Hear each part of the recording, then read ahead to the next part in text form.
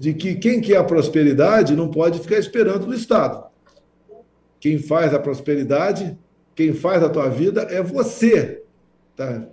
É você, não vai ser, até porque para o Estado te dar alguma coisa, ele vai ter que tirar de alguém. E se o Estado tira 10, ele dá 8. 2 ou mais vão para outras áreas que não são racionais, né? Vai para a corrupção, vai para o desgaste, vai para a manutenção da máquina pública.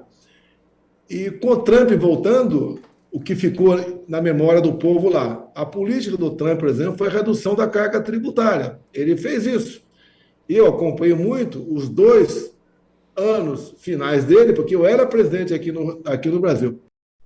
Fala pessoal, seja bem-vindo ao canal Vando Soares e eu começo o vídeo perguntando a você. Você acredita que Bolsonaro possa ser ainda elegível para disputar as eleições de 2026?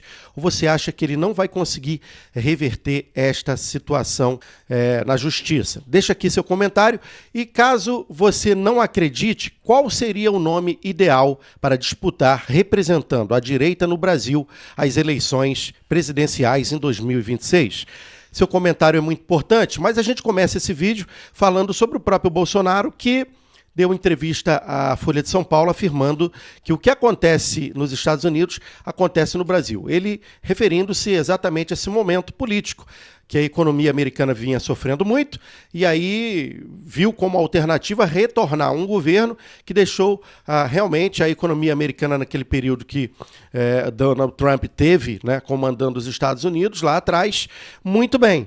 E depois houve esse problema que o país passou a sofrer com inflação, algo que incomoda muito aos americanos, e entrar no supermercado, comprar tudo muito caro. Isso não foi muito bem visto, não foi aceito pelo cidadão americano, que sempre teve uma política econômica sempre de razoável para boa ou, em alguns momentos, até muito boa, né? A gente vê, por exemplo, a moeda forte, como é o caso do dólar.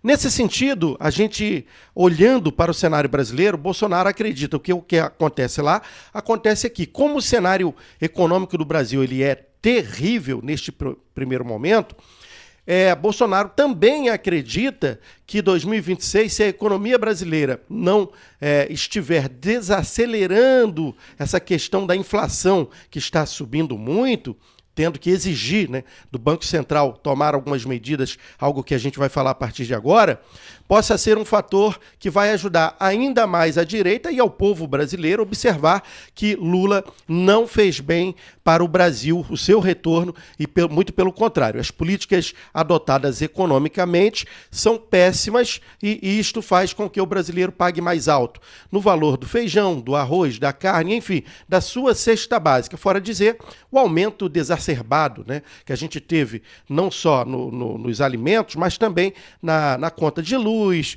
enfim, em situação como é o plano de saúde, entre outros e outros, fora o imenso, né, pacote de taxas que foram colocadas para o indivíduo pagar, até mesmo naquelas taxas de compras internacionais, nas lojinhas das blusinhas, né, Shopee, Shein e etc. Fato é que a economia do Brasil vive um aspecto ruim. E a pergunta é, você acredita que isso pode ser um fator que ajude a direita a eleger, seja Bolsonaro ou algum nome indicado por Bolsonaro lá em 2026 e a troca sem sombra de dúvida, muito favorável para a direita ou não? Ou você acha que esse aspecto que acontece nos Estados Unidos, esse efeito não se reflete aqui no Brasil? Então, espelhando Estados Unidos e Brasil, parece que o que aconteceu lá também acontece aqui no Brasil. A gente vê, por exemplo, nesta quinta-feira, estou gravando o vídeo na manhã da quinta-feira, e ontem, já nas últimas 12 horas, a gente já recebia informação do Banco Central do aumento da taxa Selic, que já estava em 10,75, já tinha sido aumentada recentemente, automaticamente depois da reunião do cupom, chega-se a decisão, né, de mais um aumento na taxa Selic, que deixou de ser 10,75 para 11,25. E como isso interfere na sua vida? De várias maneiras. Primeiro, quando o Banco Central toma essa medida, E é bom lembrar que o Banco Central tem o Campos Neto ainda administrando o banco, embora o Galípolo, né, está aí na fase de transição para assumir. Lembrando que o Campos Neto foi no período Bolsonaro e ele está cumprindo aí o seu mandato no Banco Central.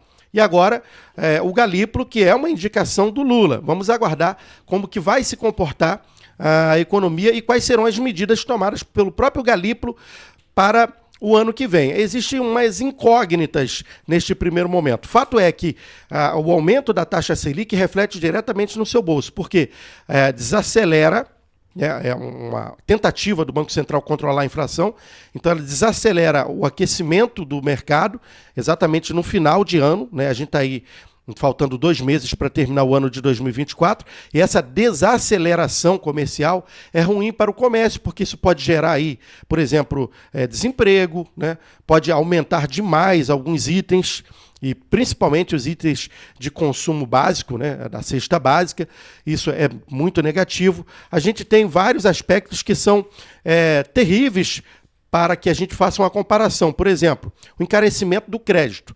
Quem compra no cartão de crédito vai sofrer mais. Aquela pessoa que compra no cartão e parcela. As pessoas que parcelam no cartão de crédito, que pagava 10,75, vai passar 11,75 acima já das taxas que existem no cartão. Então a gente desestimula o consumo, desacelera a economia. A economia virando para 2025, o arcabouço fiscal que foi criado pelo governo foi atropelado pelo próprio governo. Então, economicamente, o Brasil passa por um processo absolutamente ruim, o que é péssimo. A gente, por exemplo, eu observo que os investimentos, desde que Lula assumiu em janeiro de 2023 para cá, muitos investidores do exterior aqui na Bolsa Brasileira, do índice Bovespa, saíram do país tirando milhões e milhões de reais de investimentos aqui no Brasil.